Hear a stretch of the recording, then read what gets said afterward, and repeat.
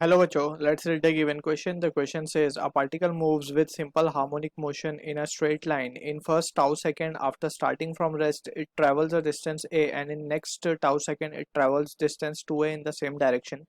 Then option A given है, amplitude of motion is 4a, or B given है, time period of oscillation is 6 tau. Option C given है, amplitude of motion is 3a. Option D given है, time period of oscillation is 8 tau. So यहाँ पे we need to first understand कि हम amplitude को measure कैसे करते हैं. That is a very important thing we need to consider over here. So amplitude जो है वो होता है maximum displacement from mean position. Alright, अगर कोई पार्टिकल एसएचएम परफॉर्म कर रहा है, लेट्स से ये हमारी मीन पोजीशन है and followed by two extreme position, so हम किसको एम्पलीट्यूड मानेंगे? Amplitude will be this distance, that is from mean to extreme. Alright, so ये हमारा एम्पलीट्यूड होता है. अब यहाँ पे ही we need to also understand के अगर पार्टिकल रेस्ट पे है तो पार्टिकल इन तीनों पोजीशन में से मीन्स मीन पोजीशन पे से या एक्सट्रीम पे से कहाँ पे रेस्ट पे आता है. सो पार्टिकल रेस्ट पे आता है एक्सट्रीम पोजीशन पे, बिकॉज यहाँ पे उसकी वेलोसिटी होती है 0. मीन पोजीशन पे उसकी वेलोसिटी होती है मैक्सिमम, अगेन एक्सट्रीम पे होती है 0, बिकॉज यहाँ पे आके एक्सट्रीम पे पार्टिकल को अपना डायरेक्शन चेंज करना होता है.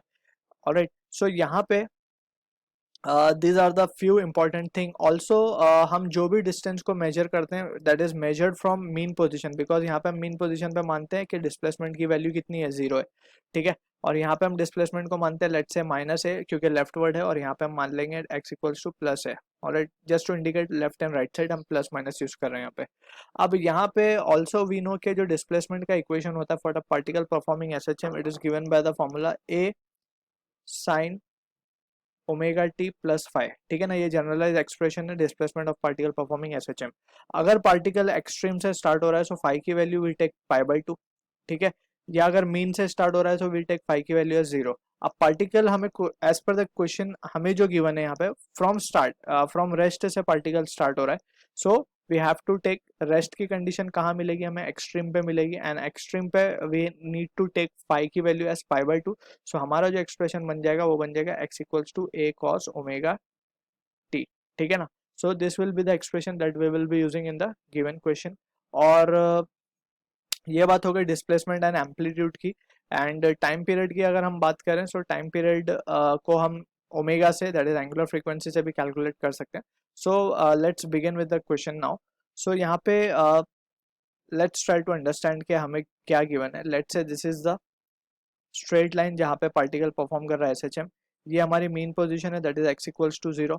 ठीक है, और यहाँ से यहाँ तक का जो डिस्टेंस है दैट इज द एम्पलीट्यूड, जो कि है maximum displacement of the particle. अब we have been given that particle, हमें एक चीज समझ में आ गई, पार्टिकल रेस्ट से स्टार्ट हो रहा है मीन्स वो एक्सट्रीम पोजीशन से स्टार्ट हो रहा है. ठीक है, अब वो एक्सट्रीम से स्टार्ट होके वो कितना डिस्टेंस ट्रेवल कर रहा है? डिस्टेंस a तक आ रहा है वो, लेट्स से वो यहाँ तक ट्रेवल करता है डिस्टेंस.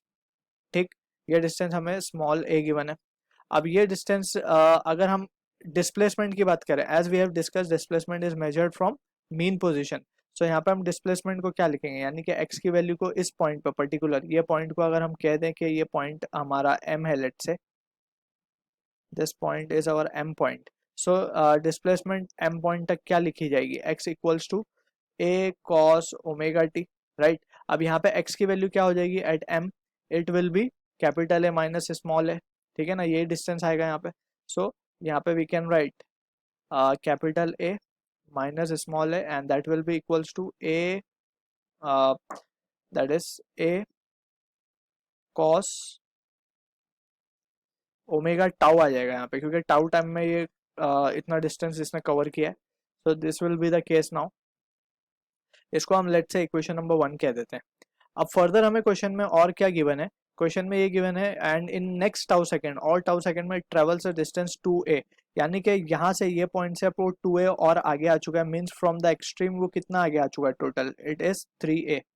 ठीक है, सो ये डिस्टेंस जो हो गया वो 3a हो गया. सो अब अगर हम कोऑर्डिनेट्स निकालेंगे सो क्या आ जाएगा? ये हमारे पास a minus of 3a, and that will be equals to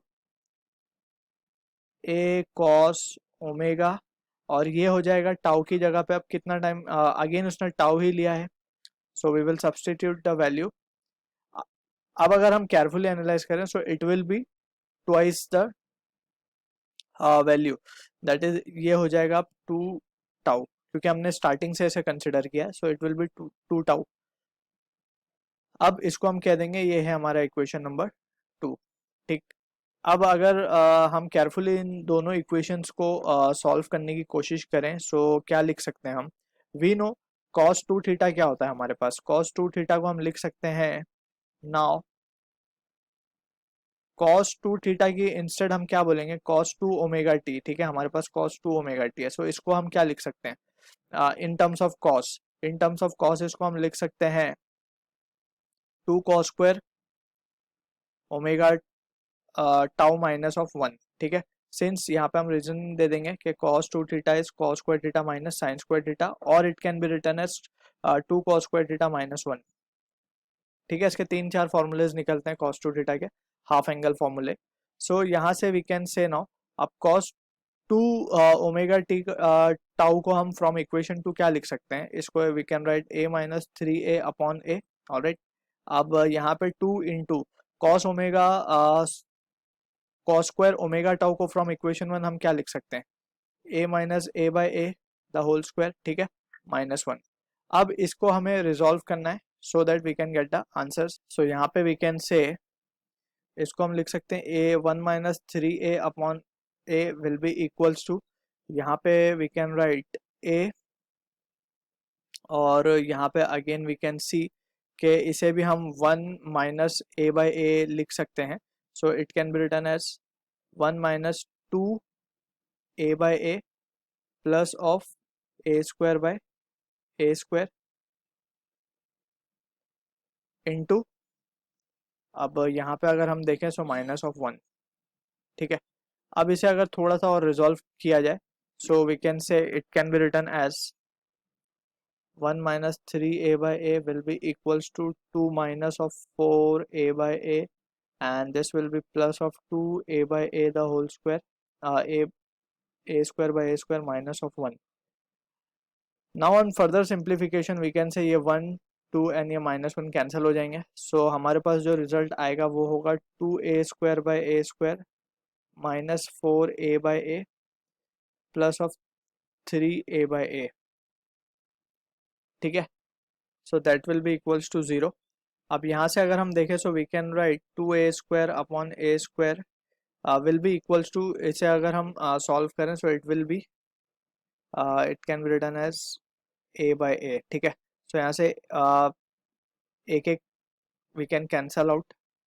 सो हमारे पास जो टर्म्स बचेंगे वो बचेंगे 2a by a will be equals to 1। So finally हम कह सकते हैं जो एम्पलीट्यूड हमारे पास आ रहा है वो है 2a।